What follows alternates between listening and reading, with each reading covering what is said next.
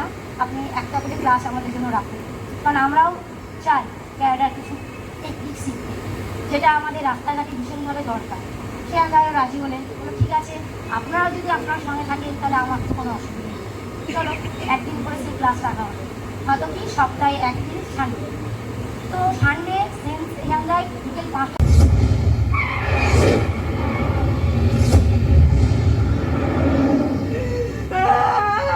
এমন ভুল করবেন না যাতে আপনার জীবন হানি হতে পারে।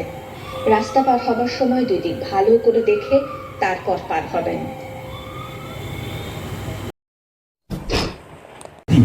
অনিয়ন্ত্রিত গতি বলতে যেটা আমরা বোঝাচ্ছি যে এমন একটা গতি যে গতিতে আমার কোনো নিয়ন্ত্রণ নেই।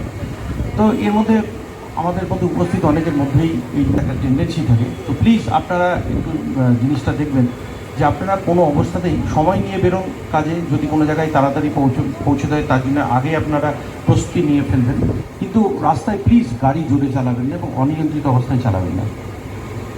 দেখুন, রোড সেফটির ব্যাপারে বলতে গেলে এর কোনো শেষ নেই, এত সময় নেই আর আমি এত বলতেও চাই না, বাট দু একটা ছোট্টখাট্ট জিনিস আমি বলি।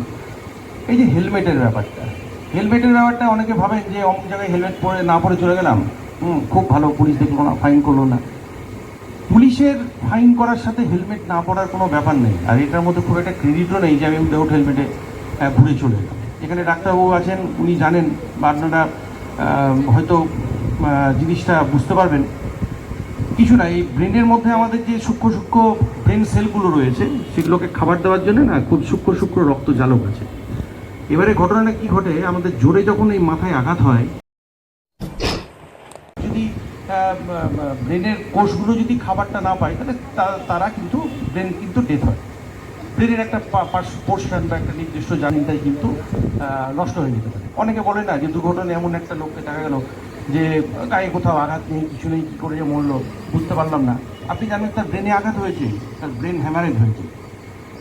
তো প্লিজ আপনাদের কাছে রিকোয়েস্ট, হেলমেট ছাড়া বাড়ির কাউকে বাইরে বেরোতে দেবেন না। হতে পারে 10 কিলোমিটার 15 কিলোমিটার স্পিডে অ্যাক্সিডেন্ট হলো, তারও যদি মাথাটা মাটিতে ঠুকে যায় সেটা কিন্তু একটা মানে বীভৎস পর্যায়ে চলে যায়। আর এর মধ্যে লুকোচুরি খেলার কিছু নেই। আর একটা জিনিস আমার মনে হয় সেটা হচ্ছে যে আমরা যখন রাস্তায় হাঁটি বা চলাচল করি, একটা জিনিস মনে রাখতে হবে যে হ্যাঁ আমি রাস্তায় আছি।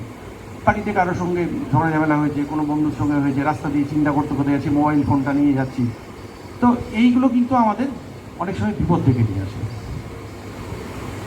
রাস্তায় কখনোই মোবাইল ফোনটা ব্যবহার করবেন না। আর এই বহরমপুরে আমার এই বোধহয় সম্ভবত প্রতিদিন আমার 4 মাস হলো আমরা বহরমপুরে এসেছি। একটা জিনিস একটু লক্ষ্য করেছি আমরা, আজকে মাতৃদিবস, সেই উদ্দেশ্যে আমি বলছি, একটু মায়েরা বা বোনেরা দেখবেন আপনাদের কিন্তু খুব কম হেলমেট দেখতে হবে মাথায়। এইটা ছেলেরাদেরকে আমরা যতটা প্রেশার দিই বা প্রেশার দিয়ে পড়াই, মেয়েরা কিন্তু আমরা লক্ষ্য করে দেখেছি স্কুটি নিয়ে বেরোন কিন্তু মাথায় হেলমেটটা থাকে না। দেখুন, এটার মধ্যে ক্রেডিট কিছু নেই।